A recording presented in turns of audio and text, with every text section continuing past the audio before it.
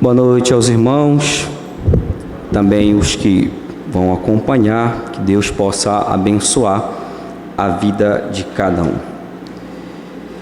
Vivemos momentos difíceis quanto ao cuidado da obra de Deus, especialmente em relação à nossa vida em oferta ao Senhor. Essa dificuldade, irmãos, tem surgido em detrimento de muitos fatos que têm ocorrido em muitas igrejas, onde as lideranças têm dado um mau exemplo quanto ao sustento, às ofertas da obra de Deus. Isso traz como resultado que as igrejas que têm um trabalho sério e sincero sofrem pelo fato de as pessoas costumarem generalizar as coisas e acabam incluindo todas as igrejas como aquelas que praticam as coisas do mesmo jeito que acontece na mídia. Assim, as igrejas precisam lidar com essa questão do sustento da obra, o serviço da casa de Deus, os que trabalham na obra, os que dedicam a sua vida para servir ao Senhor. Isso não é algo novo e não devemos nos furtar de falar sobre este assunto. As nossas responsabilidades em expandir o Evangelho, em envolver a minha vida, o que eu sou e tenho para servir a Deus, não somente no que diz respeito ao sustento, mas a minha própria vida como oferta ao Senhor. É algo que devemos pensar.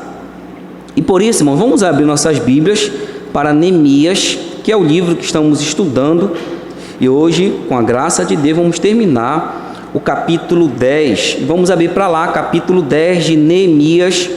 Vamos ler do versículo 32 ao 39.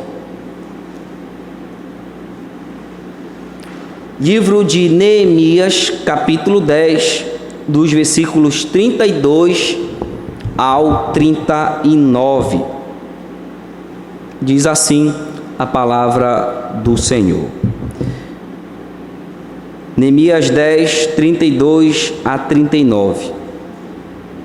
Também sobre nós pusemos preceitos, impondo-nos cada ano a terça parte de um ciclo para o serviço da casa do nosso Deus, e para os pães da proposição, e para a contínua oferta de manjares, e para o contínuo holocausto dos sábados e das festas da lua nova, e para as festas fixas, e para as coisas sagradas, e para as ofertas pelo pecado, e para fazer expiação por Israel, e para toda a obra da casa do nosso Deus.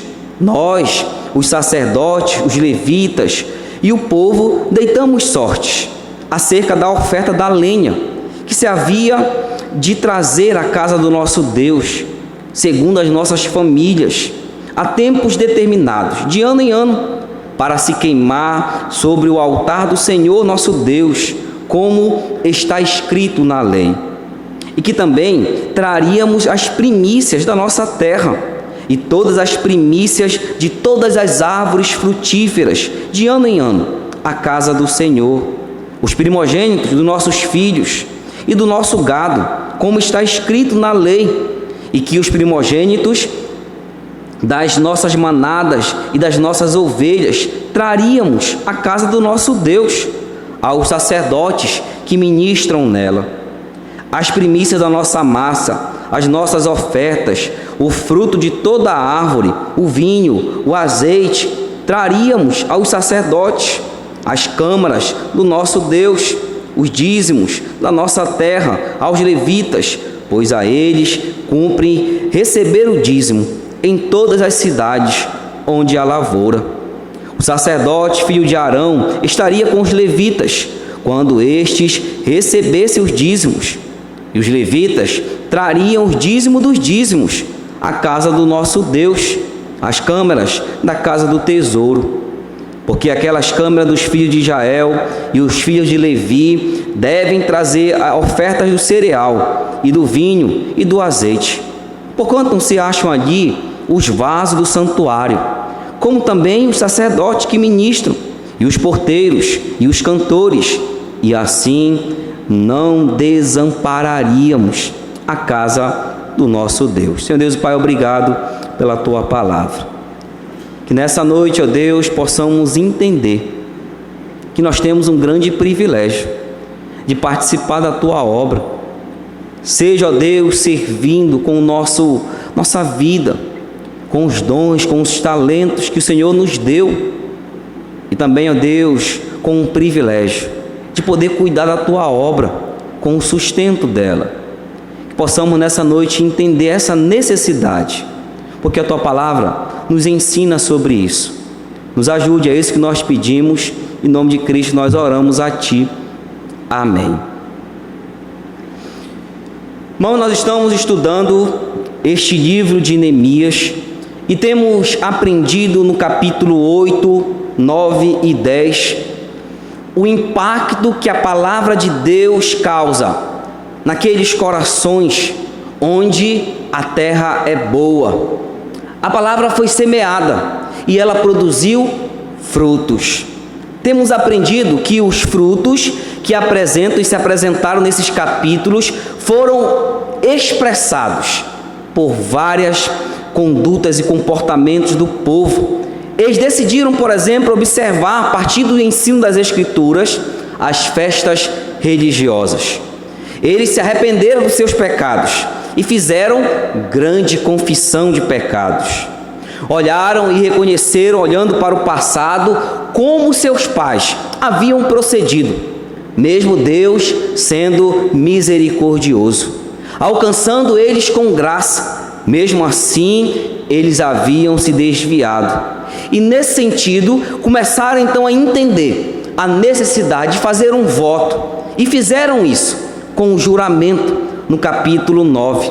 O compromisso de obedecer a palavra de Deus, de submeter-se ao ensino. Embora, irmãos, fosse algo de muita coragem, algo ousado. Porque já explicamos para os irmãos que a lei não é algo que o homem seja possível de viver de maneira perfeita, porque nós somos imperfeitos. E vamos encontrar certamente uma lei que Paulo vai falar no capítulo 7 de Romanos, a lei do pecado, que está dentro de nós, que é a nossa natureza pecaminosa. Sempre estamos lutando com ela, mesmo um cristão tem essa luta travada. É por isso que nós já explicamos para os irmãos aqui, que eu preciso e dependo sempre de Cristo Jesus, para obedecer à lei, a palavra de Deus, para seguir esses ensinos, não como um fim de ter a salvação, porque isso é impossível ao homem, mas de observar esses princípios, o espírito da lei, a fim de que a minha conduta expresse que houve uma transformação operada por Cristo Jesus. Irmãos, esse povo, no capítulo 10, que já iniciamos alguns domingos atrás, ele mostra que o povo tomou uma decisão de não se misturarem a outros povos, contraindo matrimônio com pagãos. Decidiram se separar. Além disso, eles decidiram também separar um dia para Deus. Isso conforme os ensinos da palavra do Senhor. Eles separaram um dia para isso. Isso nos mostra, irmãos, e nos ensina que não basta apenas deixar de fazer o mal e se conformar com isso. Ah, pastor, eu não roubo, eu não faço isso, eu não mato, estou tudo bem com Deus. Isso não é suficiente. Além de não fazer o mal, eu preciso fazer o bem. E é isso que ele decide fazer aqui, fazer o bem. Irmãos, esse texto que nós lemos aqui, ele está exatamente alicerçado no que Jesus falou em Mateus capítulo 6, versículo 34. Onde está o teu tesouro, ali estará o teu coração. Cuidar da obra de Deus é tanto uma responsabilidade concedida a nós, como um privilégio. Sabe por quê? Porque o cuidado com a obra de Deus mostra quais são as minhas prioridades. E onde está o meu coração exatamente? Se o meu coração está acumulando tesouros nesta terra, ou se está acumulando tesouros nos céus. Isso fará sentido para o meu viver e principalmente na minha relação com Deus. Quando há uma relação enfraquecida com Deus, as coisas de Deus não têm importância para mim. É por isso que eu não as trato com a devida prioridade. E esse texto vai nos ensinar isso. E vamos ver, irmãos, alguns fatos, algumas ofertas que esse povo fez naquela época. E aí depois vamos tirar alguns princípios dessas ofertas para os nossos dias. E o primeiro, irmãos, está aí o tributo do templo. Olhe comigo o versículo 32 e 33. Também sobre nós pusemos preceitos, impondo-nos a cada ano a terça parte de um ciclo para o serviço da casa de Deus. Percebam que há algo importante por trás aqui, irmãos. Esse povo ficou 70 anos sem o quê? Sem o templo. Você lembra, nós lembramos disso, que quando Daniel estava exilado na Babilônia, ele orava na sua janela. E a janela de Daniel estava apontada para onde? Para Jerusalém. Por quê? Porque ele se lembrava do templo, que era o lugar onde Deus havia dito que ouviria as orações. Irmãos, foi um tempo difícil. 70 anos sem ter um lugar para entrar e adorar a Deus e orar a Deus. Sem ter alguém para explicar a palavra de Deus. Sem ter comunhão com o povo de Deus. 70 anos vivendo assim. Longe do seu país e longe de tudo que Deus havia dado a eles. Esse povo voltou, Deus os trouxe de volta. E ao trazê-los de volta, incute neles a responsabilidade, porque foi doído que eles passaram, de que agora Deus deu a eles um novo templo. Não era o mesmo templo de Salomão, é verdade. Não era um templo com aquele esplendor que Salomão havia construído, onde até os pregos eram de ouro. Não era esse templo. Mas ele falou, conforme o profeta Ageu, que esse novo templo que eles haviam construído teria uma glória maior. E não era, irmãos, as paredes do templo. Era que esse templo iria receber Cristo Jesus.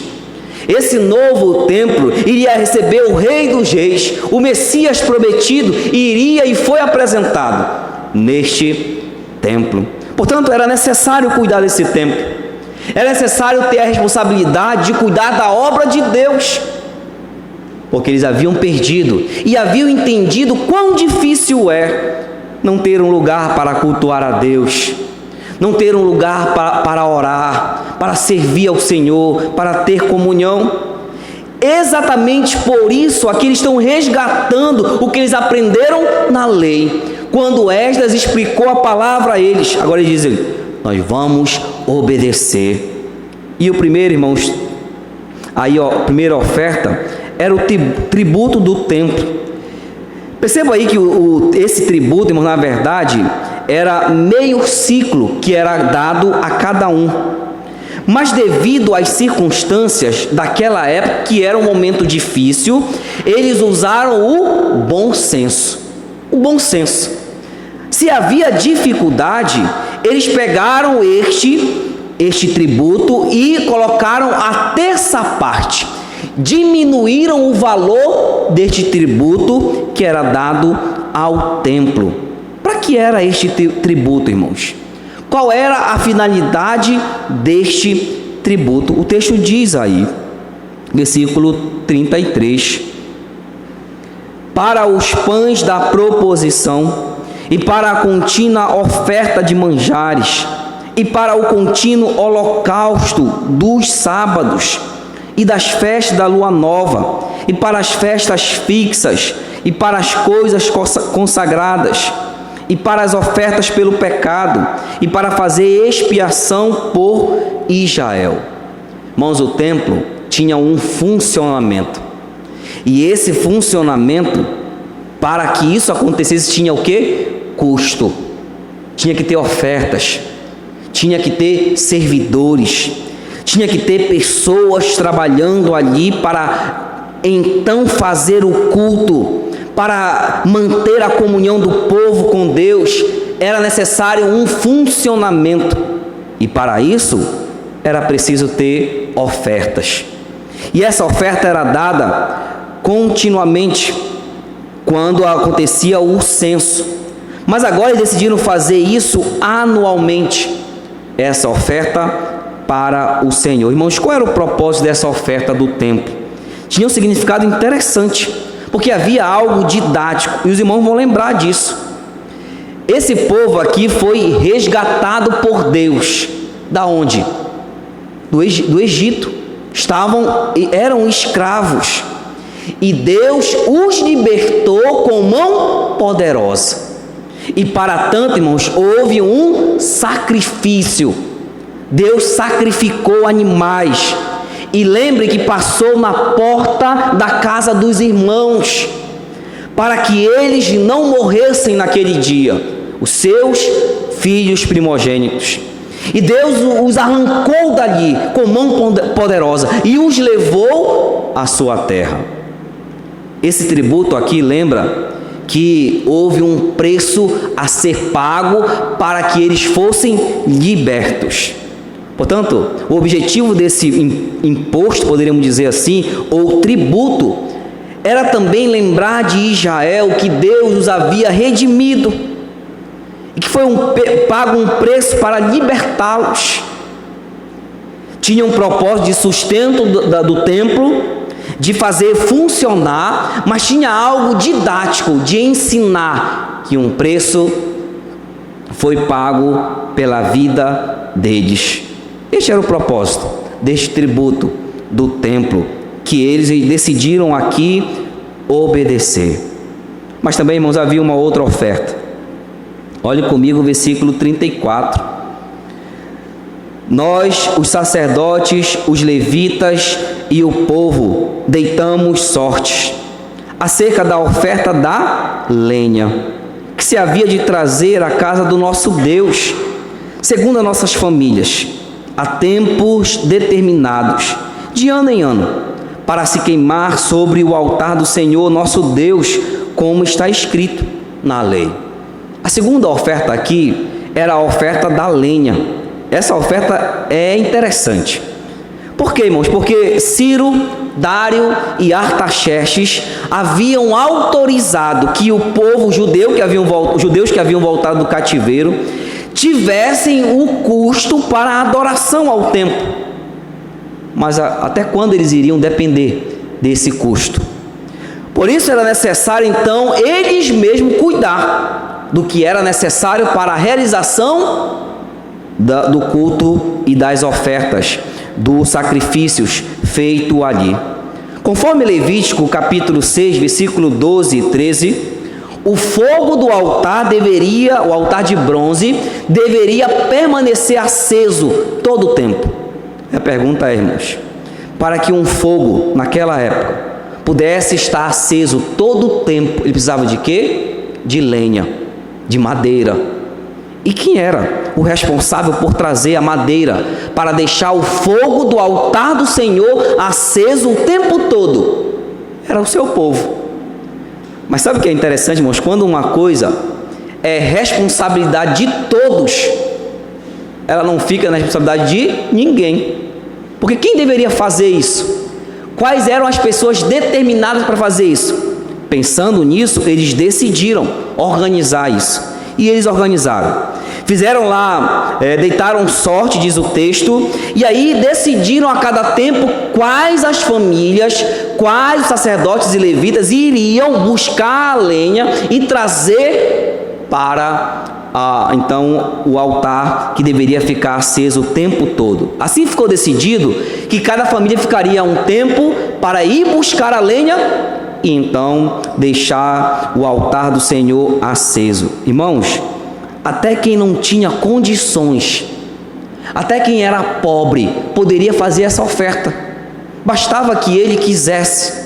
e se incluísse nessa organização aqui para ir buscar a lenha que era na natureza e trazer a lenha para estar no altar, para ser queimado. E assim o altar do Senhor ficaria aceso o tempo todo, queimando as ofertas dos sacrifícios a Deus.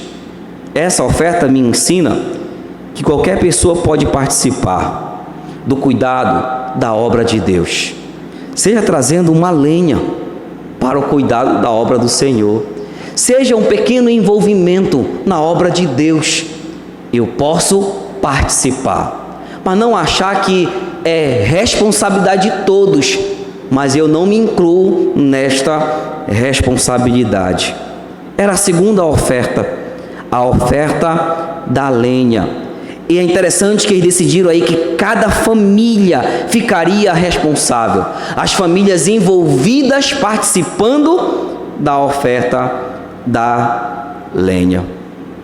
Uma outra oferta, irmãos, que havia, a terceira oferta. Olhe comigo o versículo de número 35. Algum irmão leia, por favor, o versículo 35 de Neemias capítulo 10.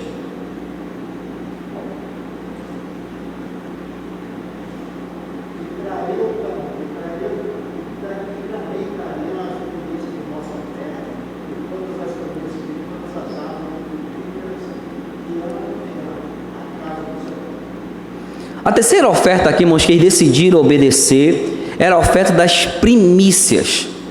Qual o significado desta oferta?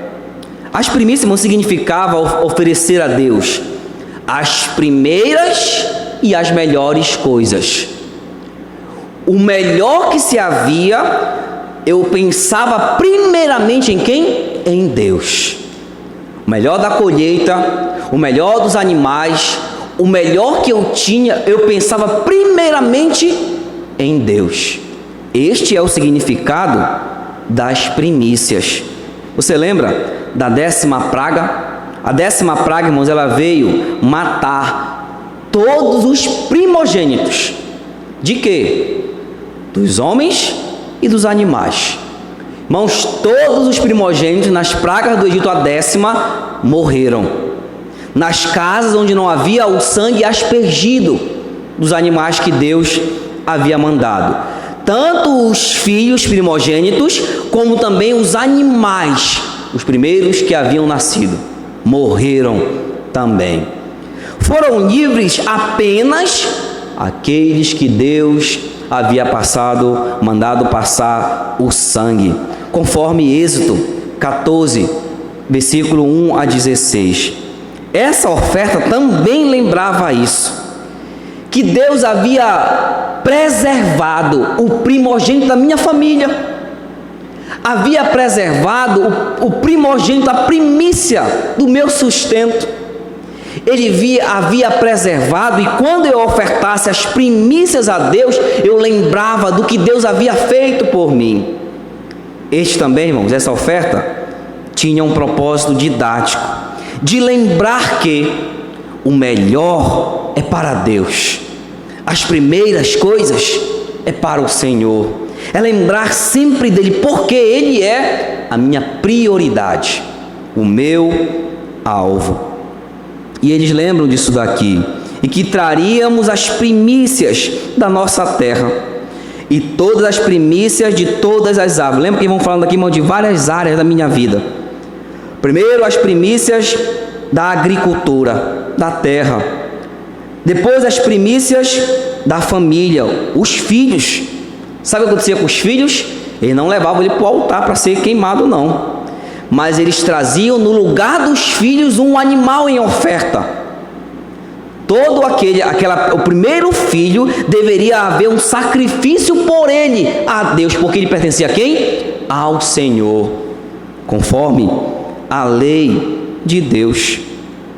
E notem aí, irmãos, que as primícias não tem acerca de quantidade.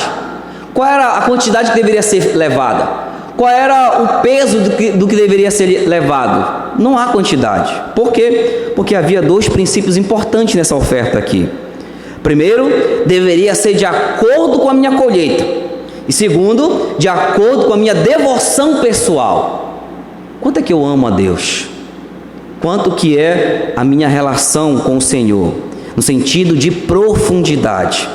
Eram esses os critérios que eles usavam em relação às primícias, as primeiras e as melhores coisas. Então havia, irmãos, as primícias dos animais, da agricultura, dos animais, dos filhos, haviam as primícias. E eles falam que inclusive as primícias das massas, das árvores, tudo eles lembravam de Deus em prioridade.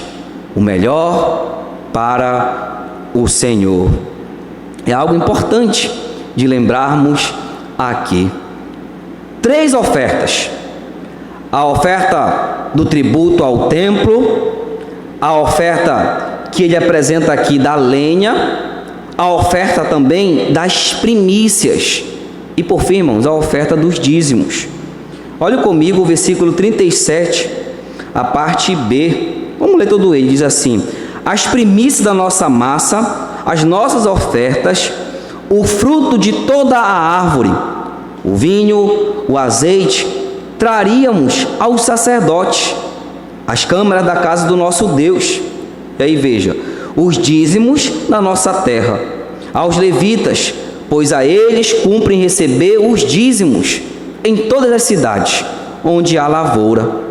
O sacerdote, filho de Arão, estaria com os levitas, quando estes recebessem os dízimos.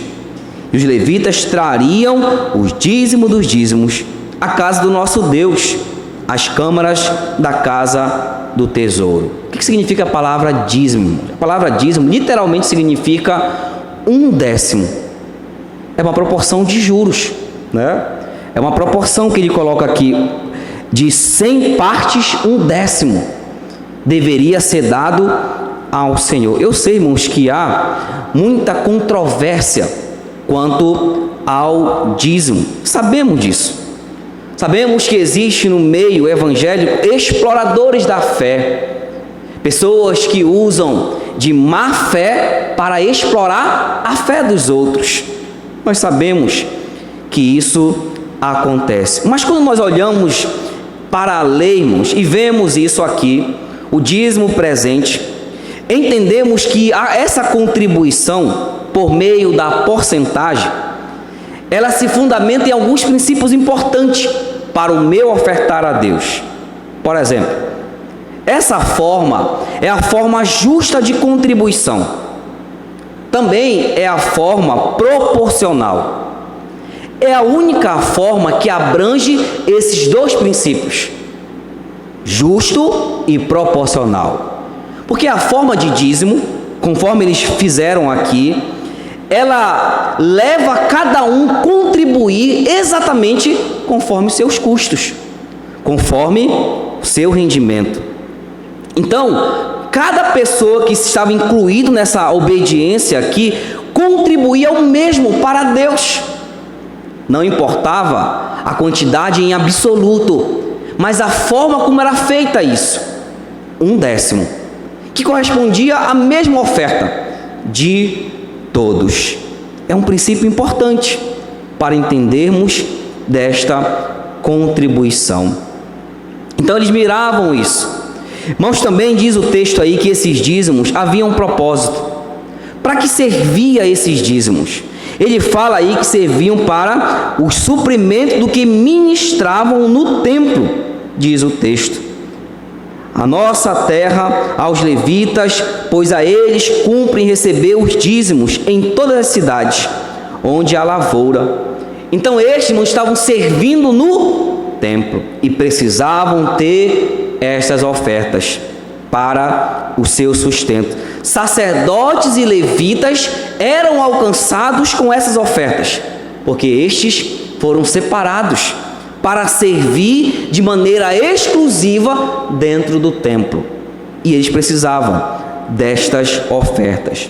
Mas notem, irmãos, que essas ofertas já haviam uma supervisão. Olha o versículo 38.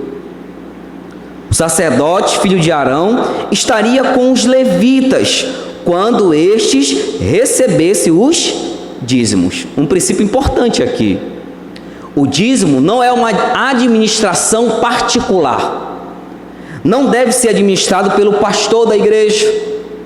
Não deve ser administrado para fins pessoais.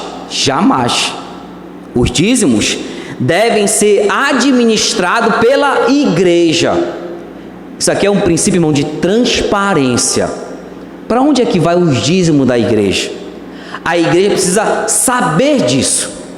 É por isso que quando os levitas recebiam os dízimos, quem estava com eles? Os sacerdotes, supervisionando isto, para saber como estava a conduta dessas ofertas, que eram ofertas para a casa de Deus. Um princípio importante que as igrejas sérias devem fazer, de terem pessoas supervisionando, responsáveis pelos dízimos, e que a igreja como um todo deve administrar os dízimos. Não deve existir completa transparência com a igreja em relação ao andamento, para onde vai, o que é feito com as contribuições. É um princípio importante que muitas igrejas, se observassem isso, não teríamos esses escândalos que acontecem nas televisões, nos noticiários, de que não se sabe o que acontece com as ofertas. Os sacerdotes estavam ali supervisionando isto, o princípio da transparência. Mas nota, irmãos, o que eles fazem aí. Versículo 38 ainda. Quando recebesse esses dízimos, os levitas trariam dízimo dos dízimos à casa do nosso Deus. Irmão, não existe alguém pegando esse texto de trízimo. Isso aí é falácia. Isso não existe. O dízimo dos dízimos aqui, irmãos, era quando os levitas recebiam os dízimos. O que eles faziam? Eles davam a parte deles para quem? Para os sacerdotes. Eles tiravam os dízimos daquilo que eles recebiam, que era o dízimo dos irmãos, e davam o dízimo para quem? Para o sustento dos sacerdotes. Portanto, não havia essa ideia de trízimo. Isso não é bíblico. Não existe em lugar nenhum das Escrituras essas ideias que se apresentam nos nossos dias. Mas apenas os levitas tiravam a parte do dízimo para contribuir com o sustento dos sacerdotes. Mas nota, irmãos, chama atenção aqui que na história de Israel, quando o povo andava com Deus, sabe o que acontecia? Havia uma abundância dessas ofertas aqui. Não havia escassez. Mas quando o povo andava distante de Deus, havia escassez. É um princípio que eu aprendo aqui. Quando eu ando em obediência a Deus, quando eu amo a Deus, nada para mim, irmãos, é difícil de fazer para o Senhor. Não há apego em minha vida quando eu ando com Deus às coisas materiais, de maneira que facilmente eu posso contribuir com a obra. Mas quando eu tenho apego às coisas materiais, é sinal de que a minha vida com Deus está no baixo nível, porque eu tenho dificuldade de cuidar das coisas de Deus. E isso é muito claro, irmão, lá em 2 Coríntios, quando Paulo fala disso. Aqueles irmãos que eram pobres da Macedônia, eles se levantaram e falaram para Paulo: Paulo, nós queremos contribuir com a obra. Paulo diz: olha, vocês são pobres. Disseram: não, mas nós queremos contribuir. Sabe por quê, Paulo? Porque a graça de Deus está sobre nós, e essa graça nos impulsiona a amar as coisas de Deus. Sabe o que é isso? É um sinal de alguém que anda com Deus e que pode contribuir e cuidar e servir e dedicar a vida e consagrar a vida ao Senhor. Eles fizeram isso aqui, decidiram obedecer a Deus nessas 4 ofertas.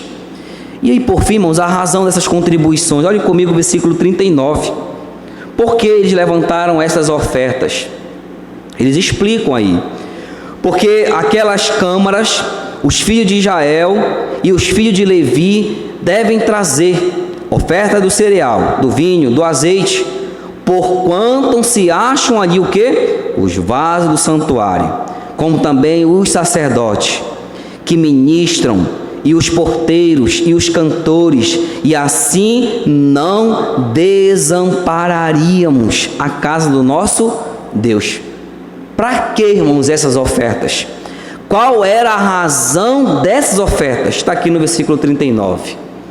Para que a casa de Deus não fosse desamparada, para que ela pudesse funcionar, para que os sacerdotes, os levitas estivessem ali servindo a Deus e ao povo que trazia as ofertas. Tudo funcionando, o culto a Deus funcionando para a glória do Senhor. Irmãos, quando não traziam as ofertas, acontecia, os levitas tinham que sair do templo e procurar um sustento para suas vidas.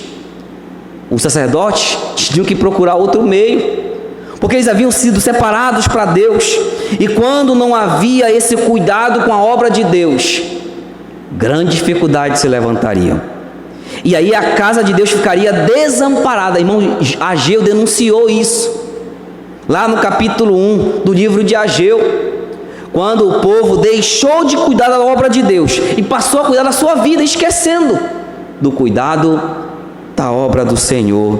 E aí Deus levanta Ageu e denuncia esse comportamento, porque era a responsabilidade. E eles falam disso daqui, para que a casa de Deus não fosse desamparada. Irmão, diante de tudo isso, queremos trazer alguns princípios para as nossas contribuições à obra do Senhor. Eu sei que falar de oferta, de contribuição, de dízimo, traz alguns desafios, até para mim mesmo, porque eu falar disso pode parecer tendencioso, porque eu sou pastor da igreja, e aí o pastor está falando disso porque ele depende disso. É algo um pouco difícil de lidar com isso, mas os irmãos são testemunhas, e quem tem nos acompanhado, que temos pregado a Bíblia inteira, parte por parte, caminhando nos textos bíblicos. Isso significa dizer que quando vem um assunto para tratarmos, não podemos pular este assunto, temos que tratar este assunto. Então, diante de tudo que ouvimos aqui, tiramos alguns princípios para nós. Primeiro princípio em relação ao tributo do templo. Qual é o princípio aqui, irmãos? O tributo do templo nos lembra que nós pertencemos a Deus. O que eu sou, a minha vida e o que eu tenho pertence a quem? A Deus. Isso significa dizer que se eu pertenço a Deus e tudo que eu tenho pertence a Deus, eu devo administrar isso de forma que, logicamente, eu tenho que suprir as minhas necessidades, cuidar da minha família. Se eu sou o homem da casa, da minha esposa, dos filhos, dar a eles aquilo que eles precisam. Isso é um princípio bíblico. Também poder ajudar aqueles que são necessitados. Mas também, irmãos, poder cuidar da obra de Deus. Porque se eu pertenço a Deus, e tudo que eu tenho pertence a Ele, Ele tem me abençoado, de maneira que Ele dá a mim tudo que eu preciso para administrar, de maneira que Ele seja honrado. O tributo do templo me lembra que um dia Cristo morreu por mim, e Ele pagou o preço pela minha vida, me resgatou, e esse preço foi altíssimo, de maneira que eu não posso pagar por esse preço. O que eu posso fazer é administrar tudo que Deus me deu, a minha família, o que eu tenho e sou, para servir ao Senhor, de maneira que Deus seja honrado com o meu dinheiro, com o que eu tenho, com a minha família, com meus dons e talentos. Deus seja honrado. É o princípio que eu tiro aqui da primeira oferta que esse povo fez, do tributo ao templo. O segundo princípio que eu tiro aqui, irmãos, é da oferta da lenha. Aqueles irmãos que traziam lenha para o altar do Senhor. A pergunta é: sobre nós tem havido uma responsabilidade. Qual é essa responsabilidade? De manter o altar do Senhor aceso. O que significa isso, pastor? Que a obra de Deus está sobre a nossa responsabilidade. Contribuir com a obra de Deus é participar da pregação do Evangelho, do ensinamento da palavra de Deus às nossas vidas e àqueles que precisam, de que isso precisa continuar. E quem é responsável disso? Somos nós, de sustentarmos a obra de Deus. Aquele irmão que talvez tenha muita dificuldade, quanto pastor, tenho muita dificuldade. Eu recebo apenas um salário mínimo e tem um monte de desconto aí. Tem INSS, tem isso, tem aquilo outro. É bem pouquinho. Lembre da oferta da lenha. O menor valor que você possa dar, a menor contribuição, seja uma moedinha, você está fazendo o que Deus quer que você faça. Porque a oferta da lenha nos lembra que até aquele menor irmão, no sentido de condições sociais, no sentido de sustento, ele ainda é importante na participação da obra de Deus. A sua pequena lenha vai fazer com que o altar do Senhor fique aceso. Então vá até a lenha, traga a lenha e participe da obra de Deus. Seja pobre ou seja rico, tenha muitas condições ou não, seja um intelectual, pessoa pouco estudada, não importa. Deus tem nos chamado a participar desta obra. Sirva a Deus, porque pode parecer que a sua contribuição é insignificante, mas ela é muito importante para o Senhor. Esse é o princípio que eu tiro da oferta da lenha. O terceiro princípio que eu tiro aqui, irmãos, é quanto às primícias. As primícias me lembram que Deus espera de mim o melhor, as primeiras coisas. Eu quero aplicar isso não somente à questão do sustento, mas quando eu vou fazer algo para Deus, quando eu venho dirigir o culto, quando eu venho tocar o instrumento, quando eu venho pregar, quando eu venho ao templo para servir a Deus, como eu faço isso? É oferecendo o melhor para Deus? É fazendo todo o esforço para que o melhor possível seja dado a Deus? É o princípio que eu lembro, que eu tiro aqui das primícias. Irmão, Deus, Ele é o Senhor, e Ele é o Senhor de beleza incomparável. Deus é tremendamente, profundamente, perfeitamente organizado. O nosso Deus espera de nós o excelente. Você diz, pastor, mas é difícil, né? É verdade. Sabe por quê, irmãos? Porque o maior esforço que eu possa fazer para Deus, esse maior esforço não é capaz de ser proporcional à grandeza de Deus. É verdade. Mas Deus nos deu a sua palavra e espera que nós possamos fazer o melhor que é possível fazer, para que quando eu vier pregar aqui, eu possa ter estudado, possa ter empreendido um esforço, possa ter buscado a ampliar, melhorar, para oferecer o melhor para Deus. Quando eu vier tocar, quando eu vier cantar, quando eu vier servir, quando eu vier ofertar, o melhor para o Senhor. É isso que Deus espera de nós, porque o nosso Deus, irmãos, Ele é digno do melhor, das primícias, dos primeiros, daquilo que é melhor. Então, quando você for fazer algo para Deus, seja a menor coisa. Pastor, eu estou responsável só para aumentar o volume ali do microfone. Faça o melhor, aumente o melhor aumento de volume da sua vida, porque é o melhor que o Senhor espera de nós. É o que devemos fazer ao Senhor. Esse é o princípio que eu tiro, que está aqui no texto da terceira oferta. E o último princípio, irmãos, é quanto aos dízimos. O dízimo nos ensinam que devemos contribuir da maneira mais justa e proporcional e da maneira equitativa. Podemos fazer isso com as nossas contribuições. O dízimo é exatamente contribuir de acordo com o que nós possuímos. E sabe, irmãos, o Novo Testamento está cheio de princípios sobre o dízimo. Você vai para 1 Coríntios lá, você vai ver que cada um contribuiu de acordo com as suas posses. Isso é um princípio de dízimo. A nossa renda, a nossa contribuição deve estar de acordo com aquilo que o Senhor tem nos abençoado. Eu termino, irmãos, essa mensagem com as palavras de Campbell, que diz o seguinte, abre aspas: apesar de a casa de Deus, nos dias de hoje, não ser mais de natureza material, não é como no Antigo Testamento, em que Deus manifestava sua presença lá no templo. Certamente Ele está aqui, mas Deus não mora nesse lugar aqui. O templo material ainda é um símbolo extremamente real da natureza espiritual. Quando a igreja de Deus, em qualquer lugar deste mundo, é descuidada quanto ao seu local de reunião, trata-se de um sinal e de uma prova de que a sua vida, a minha vida, encontra-se enfraquecida. Imagine, irmão, se nós viéssemos para cá, para cultuar a Deus, e este lugar estivesse caindo aos pedaços, como é que Deus nos olharia para o sustento deste lugar, da obra de Deus, a pregação do Evangelho, o ganho de vidas, acumular tesouro nos céus? Como é que Deus nos olharia? Poder ajudar os necessitados, até mesmo os irmãos que precisassem.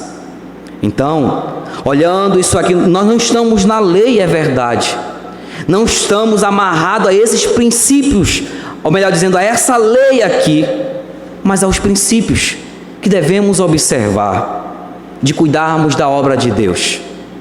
Seja o cuidado quando eu estou servindo a Deus com o meu viver, quando eu canto, quando eu toco, quando eu prego, quando eu evangelizo, quando eu faço algo para Deus, quando também eu posso contribuir com a obra do Senhor, ofertar a Deus, sustentar a obra do Senhor. Eu devo fazer observando estes princípios. Quero que você baixe sua cabeça e nós vamos orar ao nosso Deus. Jamais, irmãos, jamais essa igreja irá cobrar a sua participação no sustento da obra de Deus. Jamais chegará um boleto na sua casa. Jamais o pastor estará lá na sua porta para cobrar. Não é papel nosso isso. O nosso papel é ensinar, dizer o que Deus espera e requer de nós com a sua palavra. E vimos nessa noite aqui alguns princípios importantes quanto ao nosso envolvimento na obra de Deus, que diz respeito à sua vida. Como você tem servido a Deus? Como você tem investido o seu tempo? Como você tem investido a sua força, o seu entendimento, o seu envolvimento na obra de Deus? Este lugar aqui, irmãos, Deus nos deu para que nós pudéssemos servi-lo aqui neste lugar, a igreja local. E Deus tem chamado você para se envolver na obra de Deus, seja com o seu tempo, dedicar um tempo para Deus. Não, vou para a igreja hoje, dedicar esse tempo, investir meu tempo para cultuar, para servir a Deus. Vou dedicar esse tempo para orar, vou dedicar esse tempo para evangelizar, para fazer a obra de Deus. Isso é oferta do meu tempo, oferta da minha vida, de tudo que tenho e sou para o Senhor. Mas também como tem sido a sua relação com o sustento da obra de Deus? A pergunta é: onde está o seu coração? Deus tem abençoado a sua vida? Eu creio que sim. Deus tem dado aquilo que você precisa? Eu creio que sim, tem nos sustentado. Nós somos mordomos, irmãos, das coisas que Deus nos deu, a vida, o tempo, o sustento Deus nos deu. E como é que nós temos administrado isso? É algo que você e eu devemos pensar. Então pense nesses princípios que ouvimos aqui nessa noite. O princípio de que eu pertenço a Deus, sou mordomo dele. Tudo que eu tenho e sou é do Senhor, e Ele me deu para administrar. Como eu tenho administrado? Lembre do princípio da lenha. Possa ser a menor contribuição, mas ela tem significado, ela é importante. Deus espera que você possa participar dessa grandiosa obra da pregação do Evangelho, do sustento da sua obra, da igreja local. Deus espera isso de você. Também o princípio das primícias. Você tem dado o melhor para Deus, feito o melhor para o Senhor. e os princípios do dízimo, da contribuição que eu devo dar à obra do Senhor. Senhor Deus Pai, obrigado pela Tua palavra. Nos ajude, Senhor, a participarmos da Tua obra. Seja, Deus, com as nossas vidas, o envolvimento, a participação, o exercício dos dons e talentos. Seja, Pai amado, com a dedicação do tempo, dos meus conhecimentos, de tudo que eu adquiri, ó Deus, para Te servir neste lugar aqui. Seja também, ó Pai amado, com o sustento que o Senhor tem me dado. Como eu tenho feito para com a contribuição da Tua casa, da Tua obra? Me ajude a pensar nisso nessa noite, para que nós, ó Deus, possamos ter o Senhor como prioridade, acumular tesouro nos céus. Quão importante é, ó Deus, poder fazer isso, mirar os tesouros nos céus. Abençoe cada irmão. Eu Te louvo, ó Deus, por esta igreja, porque, ó Pai amado, essa igreja tem sustentado a Tua obra aqui, enquanto em muitos lugares a obra ficou desamparada. Aqui o Senhor tem levantado irmãos fiéis para cuidarem da Tua obra. Obrigado, ó Deus, por esses irmãos que têm se mantido, ó Pai amado, inabaláveis. Que o Senhor continue a fazê-los prosperar, abençoando ricamente o seu trabalho, a sua vida, de maneira, ó Deus, que a colheita em suas vidas seja sempre abundante. Obrigado por esses irmãos.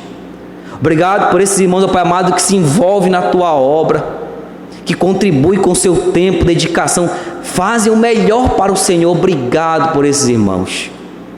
Obrigado por essa igreja.